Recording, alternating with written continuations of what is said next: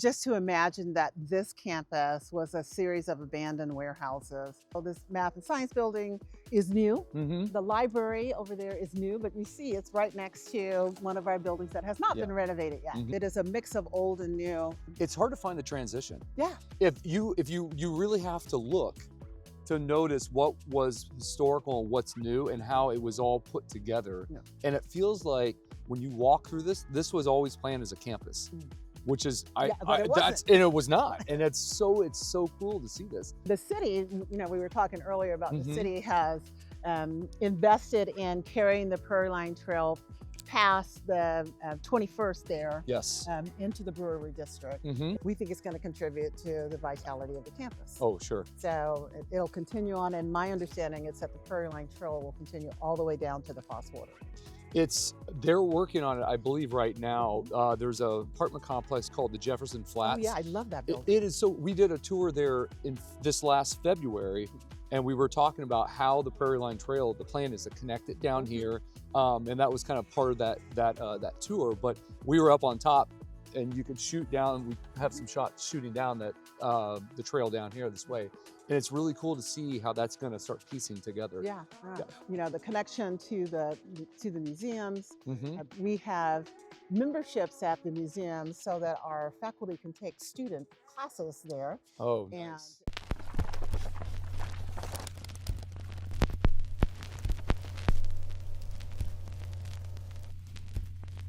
Hi, I'm Reed Fetters with Tacoma Rising, and I have a special guest today from University of Washington Tacoma, Dr. Sheila Lange, Chancellor of UW. Yes. Thank you for joining me today. Well, thank you for having me. Oh my gosh, of course. I've been excited about this podcast for some time. It's just I feel like we've done so much with UW over the last year, and it's been a highlight of everything we've been doing with Tacoma Rising. And you guys are such an important staple for Tacoma across the board and everything, and being able to work with you guys and our challenge and some of these other things and just being involved with you guys has been an honor. And so having you here, thank you so much. Well, thank you for the partnership. A large part of our identity and history is partnering with community-based organizations and to make Tacoma stronger. I agree. I started Tacoma Rising 5 years ago, and the idea was just to connect like-minded people and try to bring the business community together. Being that I'm not from here, and I moved here 6 years ago, and it turned into something way more than I expected. And it's because I get inspired every time I sit down and talk to community leaders and what they're doing, and it always makes me feel like, oh, we should do more. Oh, we can do more. And it's been a wild ride in 2025. Well, I'm new to Tacoma also, so I'm in my 5th year as the chancellor here. And I thought I knew Tacoma, but when I got here and really got active in the community, what I realized is that business folks, community leaders, politicians, everyone is for Tacoma. Tacoma strong, for sure. It is definitely all about Tacoma. And we just had Mayor Woodard's on last night. We did an uncut podcast, which was so much fun. And I will say she bleeds Tacoma, and I love it. And we do too. It's such, I've lived all over the country, and I've never lived in a city like Tacoma that is just so proud and so much going on that flies kind of under the radar. And one of our hopes is that we can start changing the message for Tacoma from the outside, because we have events and we invite people to come down from other communities from the north side. And that's, Bellevue and Seattle. And we have a lot of business folks that come down here to our events. And I'm blown away with how many times I hear, I had no idea this is Tacoma. That's it. And I was like, how is that the case? And I think the stigma of Tacoma over the last, 20, 30 years is still out there. And this, I don't say new Tacoma, but Tacoma is changed and it's evolved. And I think it's not the same. I don't want to say it's not the same old Tacoma. It's always been Tacoma. I just think that the word is getting out is a better way to put it. Yeah. I know when I first came down and saw the waterfront and the development down at Point Reston, it's like, wow, I had no idea Mhm. the waterfront in Tacoma is so beautiful, and that there are parks all along Mhm. the way. It's just incredible, and most people don't know that until you spend time down here. We originally, when we moved here, I had wanted to move to Seattle because Mhm. I knew Seattle, and that was the um, kind of the area I wanted to focus on. But we had an opportunity down here, and so we were like, all right, let's go check Tacoma out. And we came over the 4th of July, and this is Mhm. pre-COVID when the air show was going Oh on. yeah. The commencement bay was oh my gosh, the waterfront was just all shut down, Mm. and we're like, "Oh my gosh, what is going on in Tacoma?" And we immediately were like, "Oh my gosh, I'm so glad we're going to Tacoma Mhm. instead." And I've been so pleased that we did because I think um, what's happening in Tacoma and the opportunities here is just there's not a city like Tacoma that's not really been touched with corporate America, and it's all small businesses, and it's growing at a really steady rate. And I think a lot of it comes from UWT, but I know it's really exciting to watch it evolve. Yeah. Well, and we're celebrating our 35th anniversary at That's right. UW this year, and so the 35 years that we've been down here, Tacoma's changed Hmm. significantly, and we're just happy to be part of that evolution. Well, me too. And I'm glad, I think from the master plan and all the things that you have, which we'll get into in a minute, but all the things that you guys have planned for the city, it's exciting. The challenge that we did in April, Mhm. where we worked with Joe Lawless and Ben Mock, Ann Larson, it was really exciting to see how that was shaping up, and it kind of helped us put the program we did with the students together. And it was so much fun to be involved to see how that's transforming. So it's exciting. All right, so let's jump into what is it like to be the chancellor? Like, what's your day to day like? No one day is the same. And when people ask me what I do, I'm like, I go to meetings all day. Hmm. I do things like this. I Hmm. go out to schools or to community events. Um, I, I serve as the chief executive officer Hmm. for the campus. And so I have responsibility for facilities, for student life, for the academic affairs. All of the, we have 7 schools and at UW.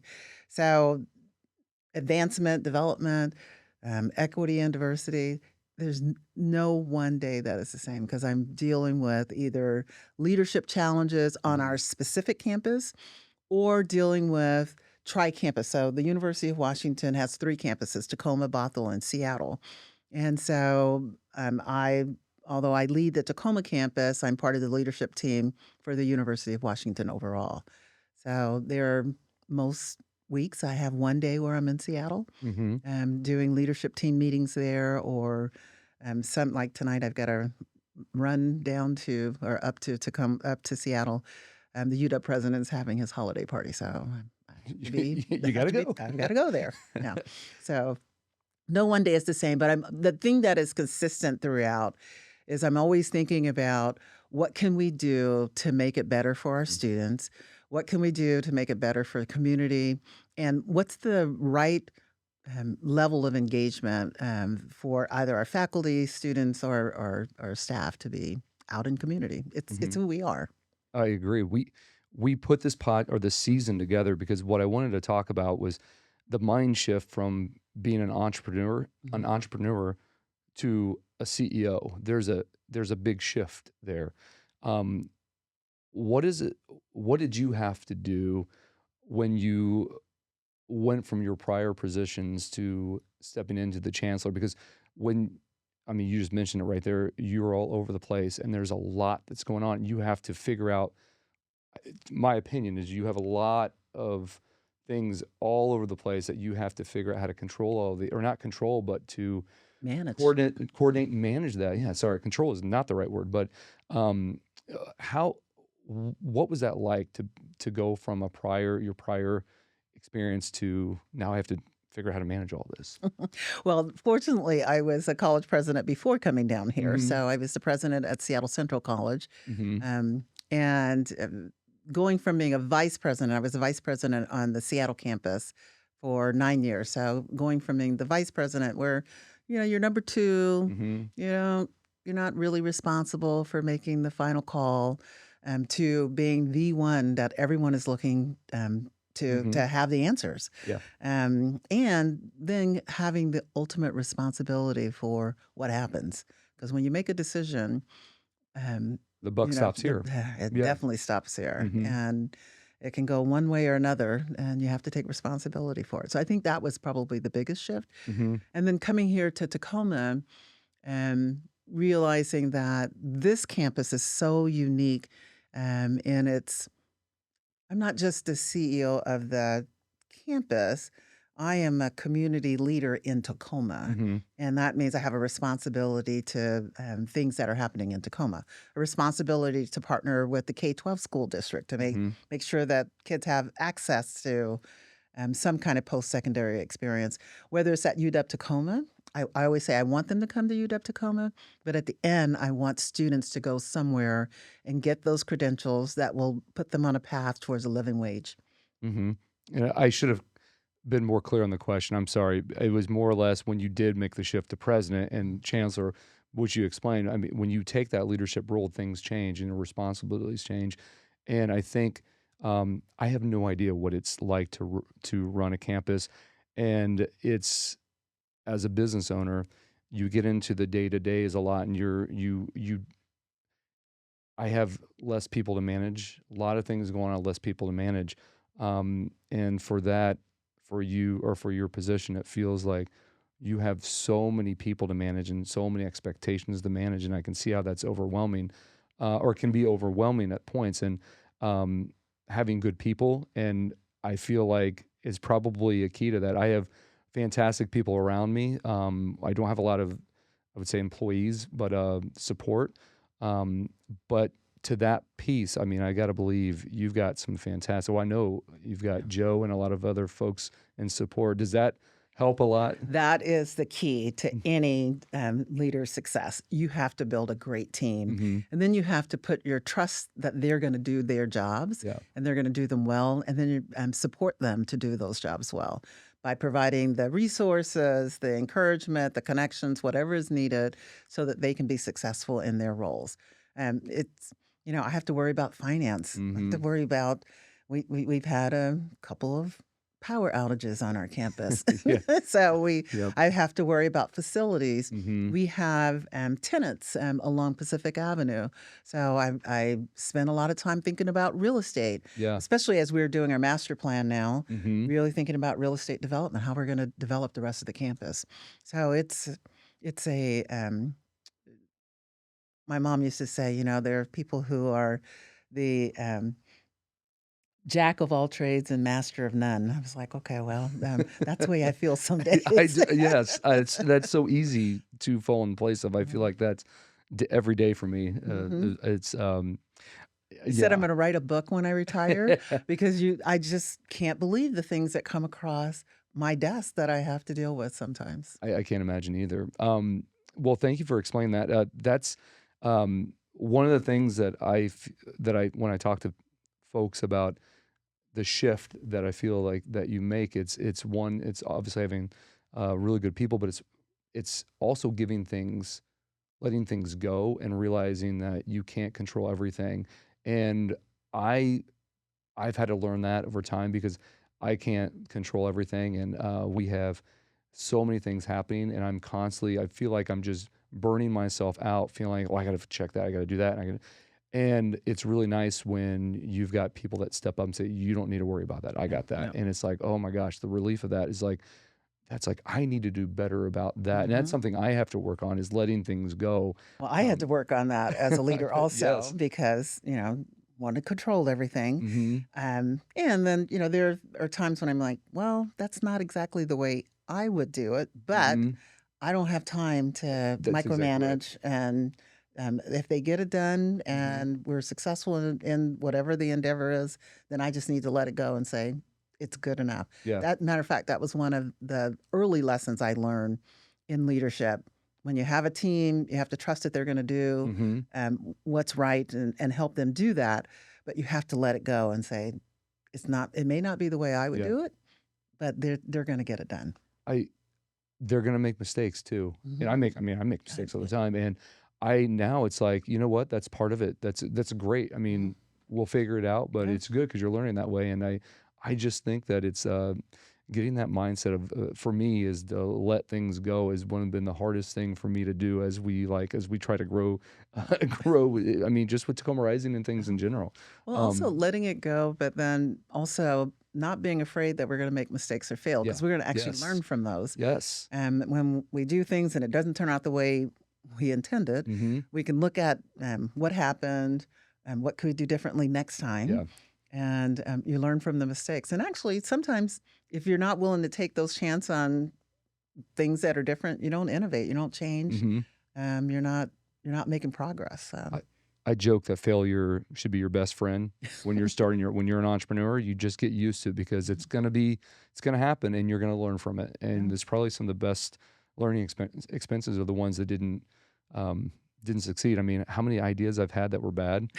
I mean, there's a lot, and so many, and sometimes there maybe weren't bad ideas, just not the right time. Yeah. And you kind of hold on to those and you know what, maybe that'll come back later. But it didn't work now, and that's okay. We got to figure out the next thing.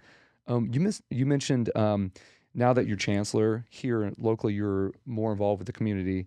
How important is it for you to be in a position where you're tied into the community more? Is that something, do you get, I don't want to say rewarded, but does it feel more fulfilling to be tied into the community? I feel like I'm asking you a question you have to say yes to. Well, but how does that change the role when the community is more involved? There are two things that I would say about that. One is that UW Tacoma was founded by this community. Yeah. So in some ways, our origin story is we were founded to serve this community. And so whoever sits in that leadership role, you have a responsibility to the community that led to our founding. Yeah. So that's part of it. And then the other thing I would say is my own personal passion around community engagement. I've been involved in community, whatever position I've been in, and I've found that being involved with community actually helps me do my job on campus better. Yeah. So when I was in the Office of Minority Affairs and Diversity, where I was responsible for recruiting and retaining students who were underserved in higher education, I had to go out in community because community-based organizations, even churches, were working with kids early on to get them excited about a future, some kind of college experience. So partnering with those community-based organizations, with K-12 school districts, with educational service districts and others, to make sure that those kids had those opportunities that would make them competitive for college admission. I couldn't be successful without doing that. Yeah. And so I just learned early in my career that even though I am on a college campus, the success of our students and our faculty and staff on campus relies on the success that is happening in the community. Because if our community is not successful, then we're not going to be successful. You know, you make up so many great points with that. When I was looking at how do we promote Tacoma on the business side, the business community, how do we bring more businesses in? How do we help with that? And we started with real estate, which is what I do. My day-to-day is real estate, trying to create spaces that people want to come back to the office, work, build a community. But when you're talking about bringing businesses into the community, that is why I originally reached out to UW, because I thought it's one thing to be able to promote the real estate, but if we can promote the future workforce and the talent, and once I got more involved and understood more about UW, and then the other schools around, we have 7 colleges here. Like, there is a significant talent pool, and we mentioned earlier TPS, all the amazing things they're doing. It just inspired me to get more involved with the community and the local education. And it's the challenge and the Kickstarter that I was mentioned earlier that we just did. I don't know if it's as I get older, the more I want to do mentorship. I get inspired by the students that come in here and their ideas. And I had no idea how fulfilling it would be to get more engaged with the community.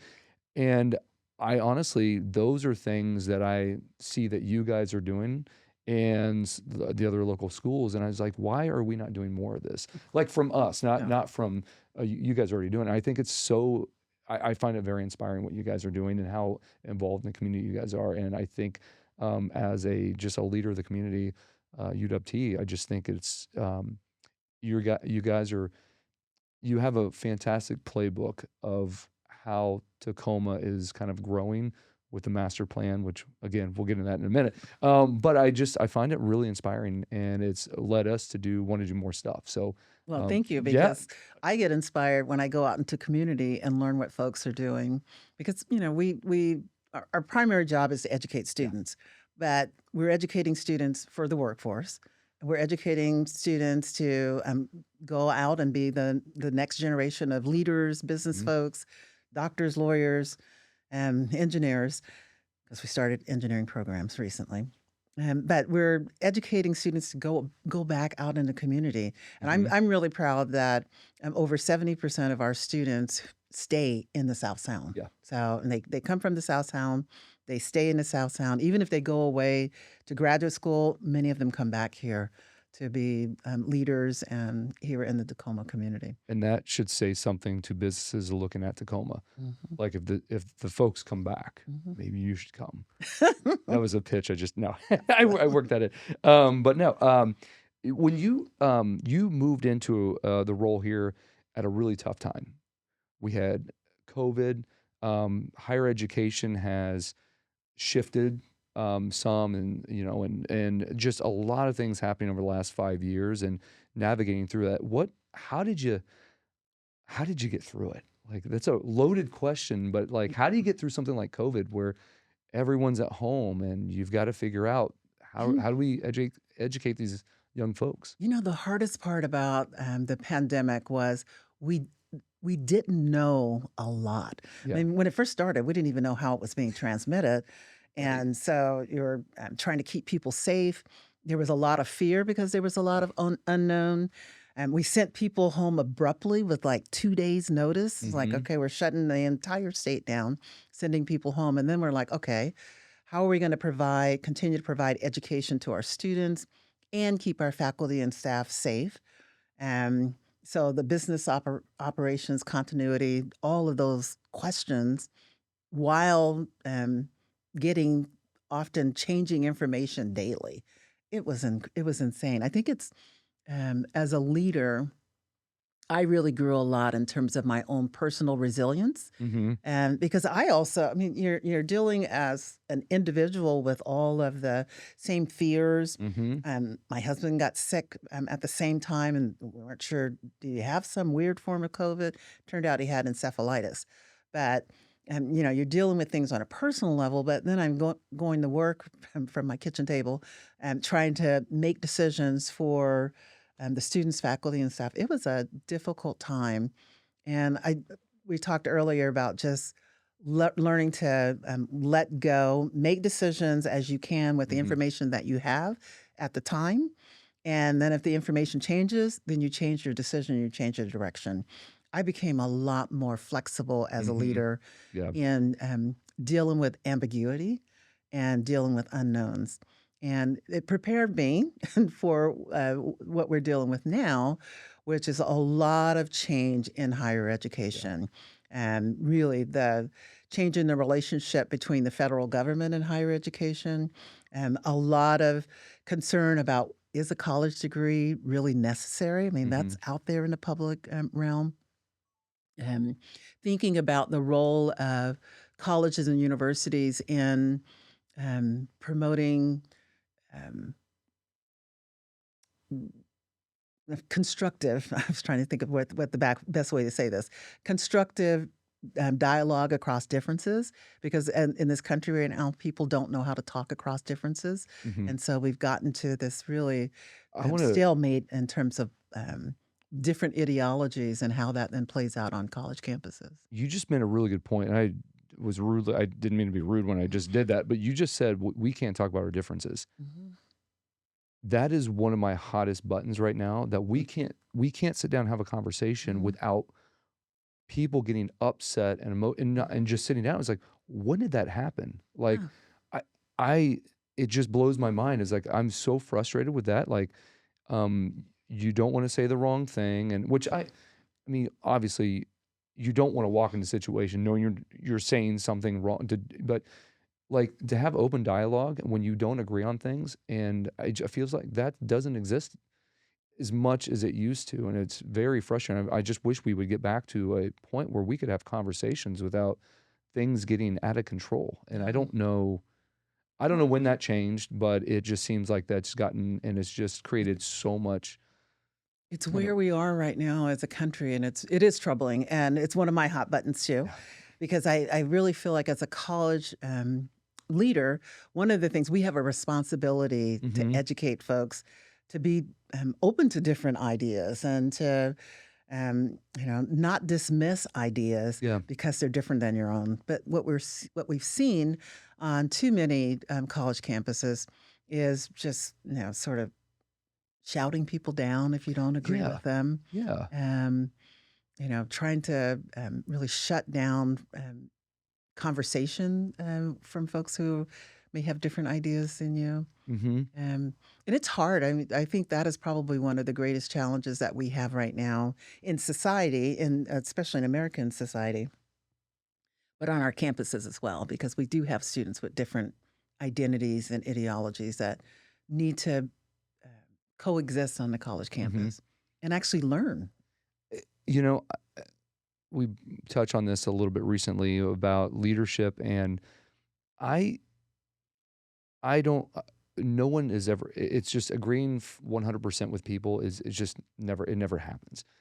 But I feel like if you have the same goal, most people should have the same goal, whatever that goal is, whatever we're talking about, the goal is something positive and something good. And I feel like it's okay to have different ways to get there. Yeah. But if you can sit back and realize that person is really passionate about getting that goal, and you don't agree with how they're getting there, but that's where you have the conversation. Okay, what if we do this? And like, I feel like if you can come to the table and talk about though, both your paths may change, and you might agree on more than what you wouldn't, that you don't even think that you would. And I feel like those conversations just aren't happening. And I am frustrated with another comment that you made about higher education doesn't seem to be as important as it once was. And I agree that everyone will have their own path, but I feel like it is being torn down. And I just had a conversation with Dr. White of Pierce College yesterday about the same thing, that I got a college degree and I learned way more about architecture out in the field. But what I did learn in school was how to think outside the box, being a creative thinker. And I've used that tool more than I've used my architectural skills that I learned out there. But those are the things that I use on everything. And the experiences in school and those things, you don't get those in, whatever, like missing out on that. And whether it's community college or, trade schools or like education, more education, I think is always positive. And I totally diverted the conversation, but no, but it's important, because I think it's part of our community engagement work is to be part of the conversation of how do we get past where we are right now, because it doesn't benefit our community for folks to shut each other down, not be willing to listen. Agreed. We're not getting along in the workplace then, which means then we're not being as productive.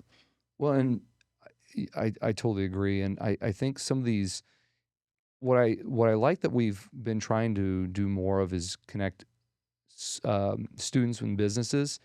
And I think part of that is that understanding that the real world is different. Your education is one thing; those are to get you put you in a position to get out there and have tools to use.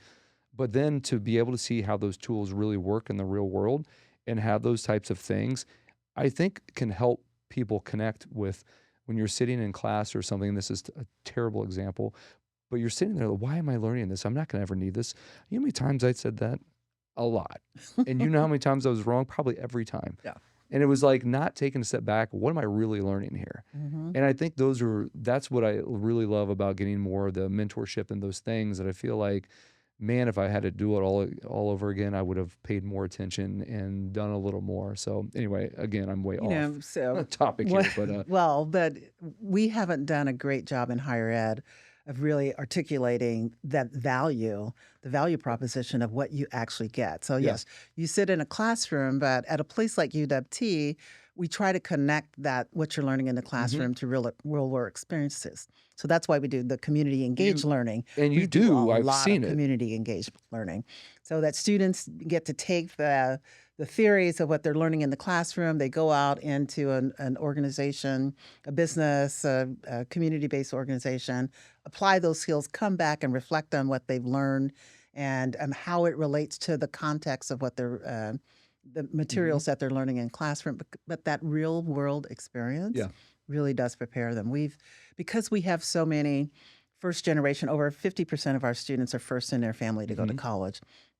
And we have also a lot of low-income students. So we have the highest percentage of Pell eligible students in the state. So for those students, being on a path to a living wage job is really important. And so the community engaged work that they do really gives them those skills to be more competitive in the workplace. We believe it makes them more competitive in the workplace. But it also then gives them more experience in terms of what is it that I really want to do? And because if you're first in your family, you don't really have anyone that help you understand what a major is and how that then connects to some career choice afterwards. So we're doing a lot of work with our students on not just what you're learning in the classroom, but how it connects to the real world, and then how it prepares you for a career. So we are really thinking about what happens to our students after they graduate. And I've witnessed that.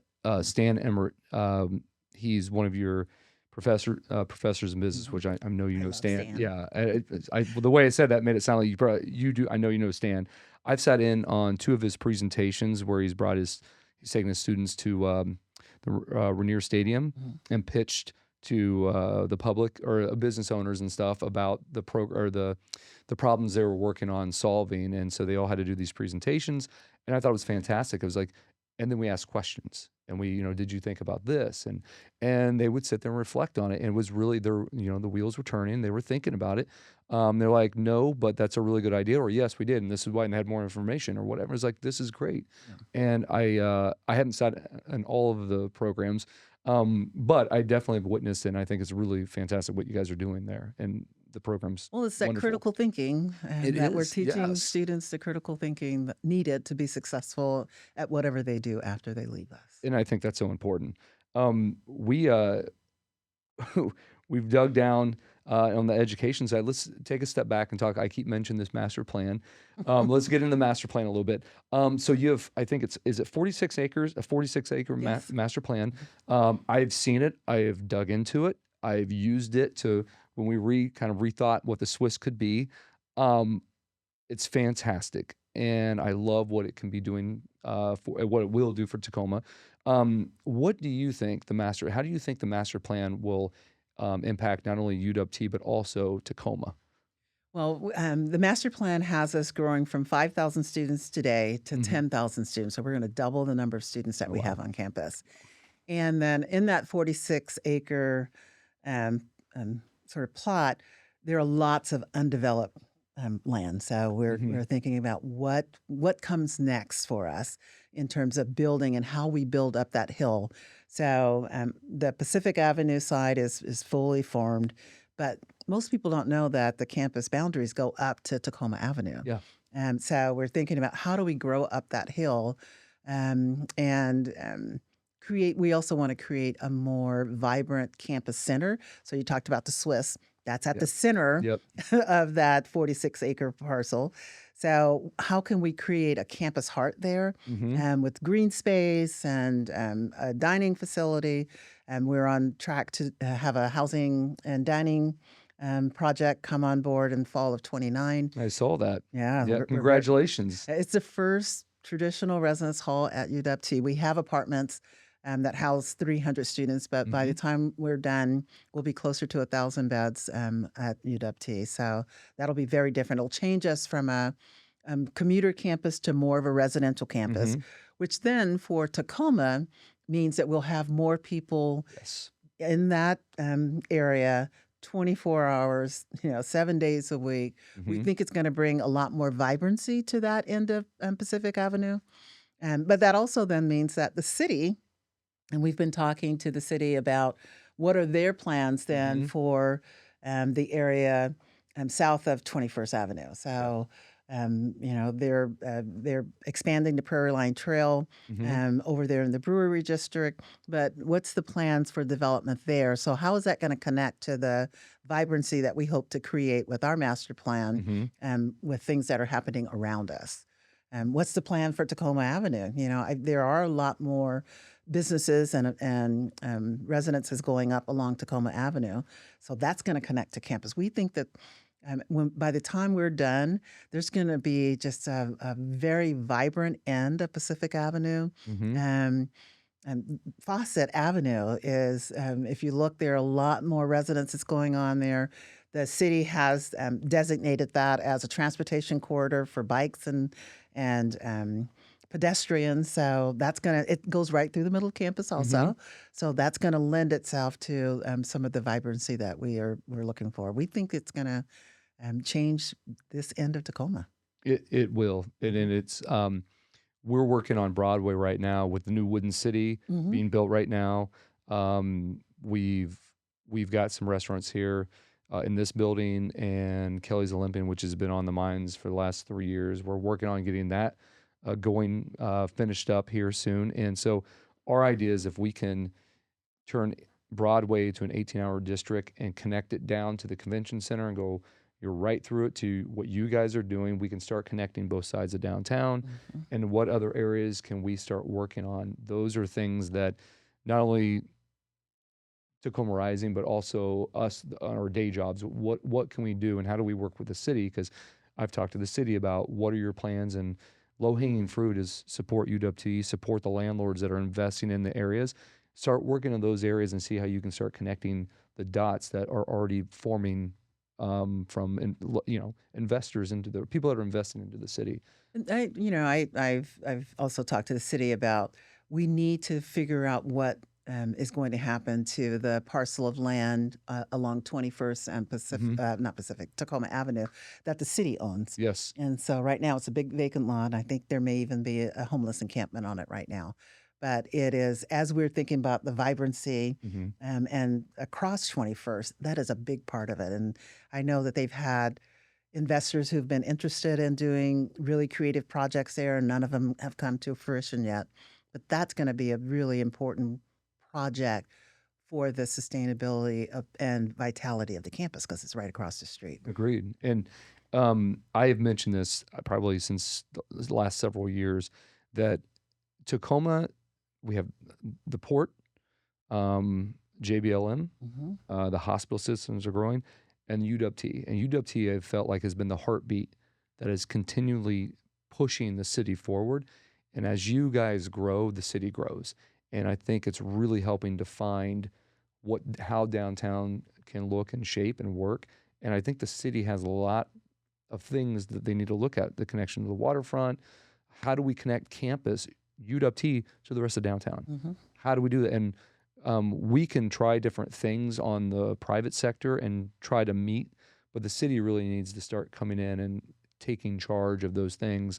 And I'm sure they're working on that plans, and I hope anyway, but I really hope they're working with you guys on that. Yes. And I'm sure and I know they are, but we have our challenge that in April coming up that we're planning, and we're going to look at the retail on Pac Ave right there on campus.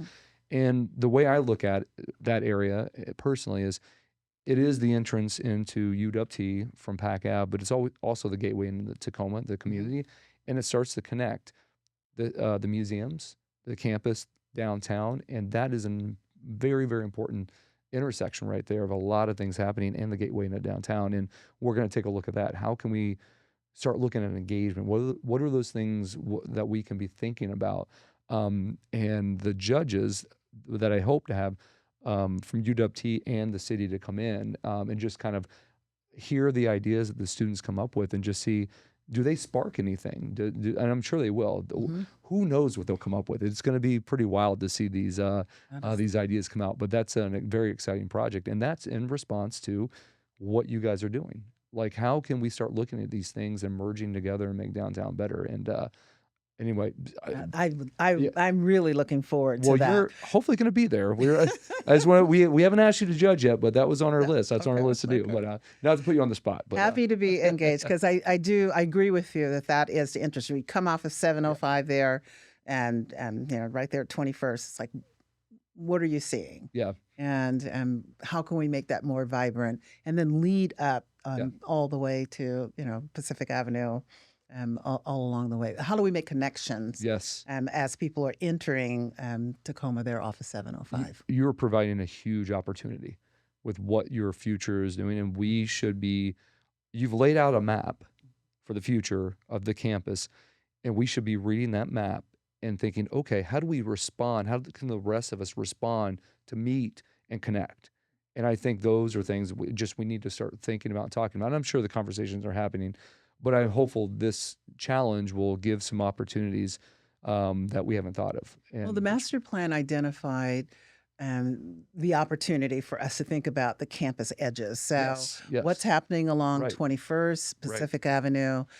We're planning to create a new entrance to the campus from Tacoma Avenue. But right now, along there, it's not very inviting. So what can we do in partnership with the city to think about Tacoma Avenue there?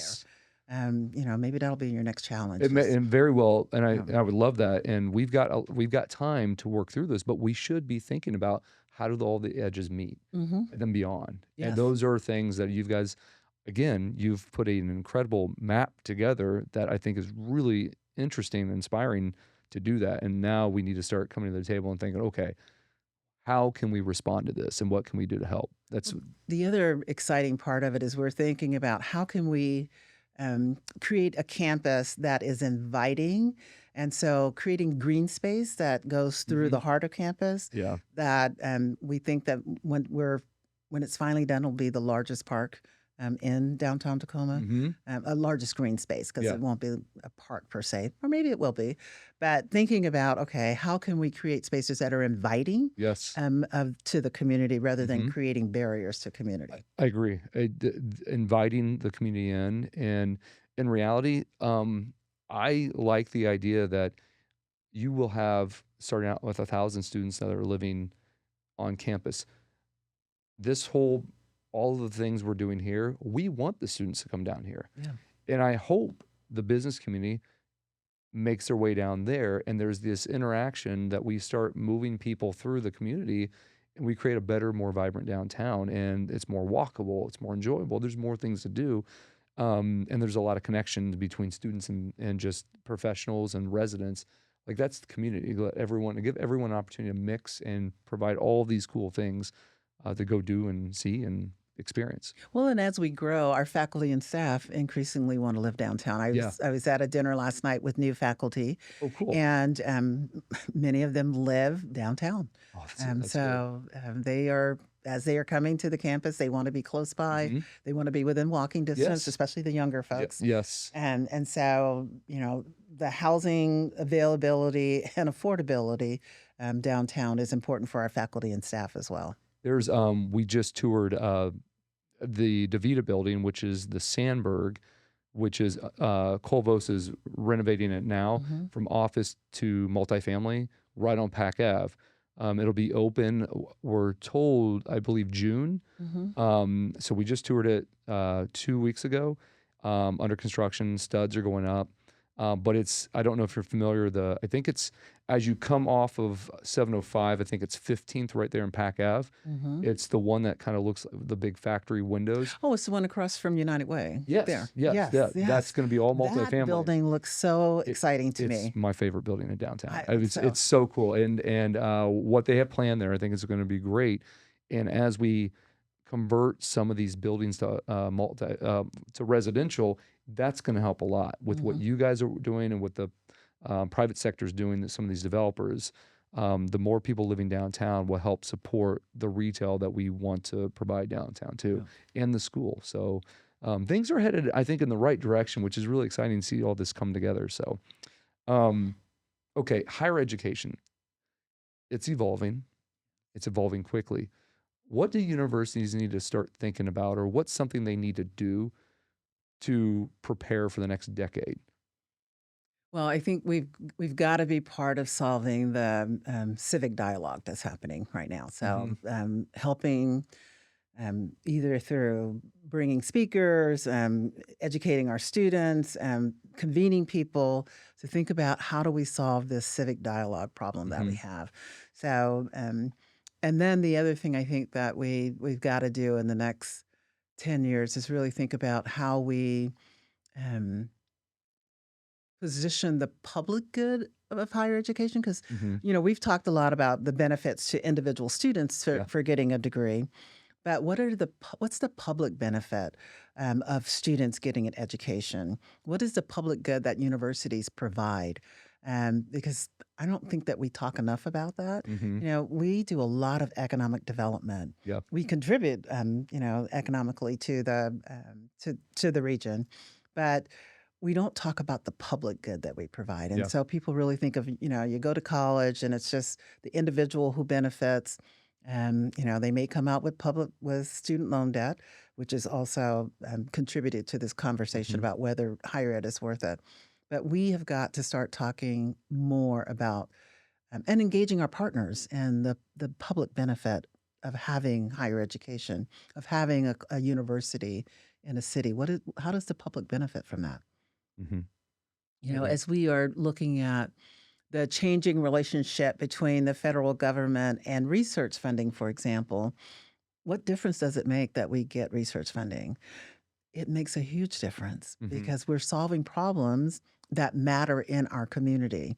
We often think of, we're solving cancer, but we're solving problems like, water quality. We have a project right now where we have our faculty working with K-12 teachers to go out and measure the amount of lead and arsenic in our water around the city of Tacoma. Those teachers are then taking their students out to lakes and rivers and bodies of water and teaching those students how to sample water quality, to take water samples. And then all of that is coming back to the lab at UW. Oh, wow. And we're examining. So as a result of all of the manufacturing that we had in Tacoma, where is pollution and how can we then clean that up? I mean, that's a public benefit. Our students are learning. Yes. Our engagement with K-12 teachers, those teachers are learning how to be better science teachers, and then we're teaching young people how to care for the earth. That's a huge public benefit that we don't talk about enough. And there's I have two things. The first one supports exactly what you're talking about. I've looked at a lot of UW studies that have been done for Tacoma that I've used for reference or research. And it's the students doing the work, the professors leading the studies and then publishing it. And it's another piece of information that we can go and look into, basically learn something from the study, basically I've used it for office and like what size of offices to build and how many to build, like research data that helps us as we're planning out how to find homes for businesses. So there's studies that you guys put out that are really very helpful. The other thing is increasing, bringing in higher paying jobs. So having a more educated Tacoma and more experience, more skills, brings in higher paying jobs, which helps Tacoma in general, because if we can raise if we can increase the wages here, I think it will provide more opportunities for a lot more jobs. And but I'm also a capitalist, so I believe that, and I think that can provide more opportunities, and then more reason to bring business here. And one of the things that I think is really important with Tacoma in general is that we don't have to raise taxes here. We just need to bring more businesses.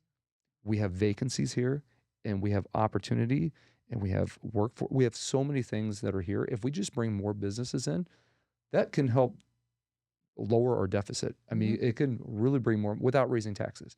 And so I think UW does a lot of that and preparing that and is more inviting to businesses. And I think those are things that if we like, that's what we're trying to do is figure out how can we promote the things that they're already happening here and then be more inviting to businesses here.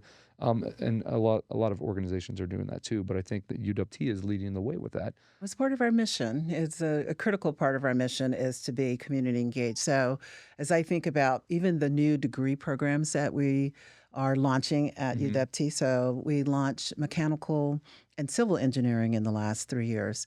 And the civil engineering in particular has led then to a partnership with TPU, Tacoma Power, and the city because they need engineers. Yes. We're able to produce engineers, and then they're able to provide the internships, paid internships for our students so that they're learning on the job. But as we are growing our civil engineering and our mechanical engineering programs, those students then are going to take those jobs.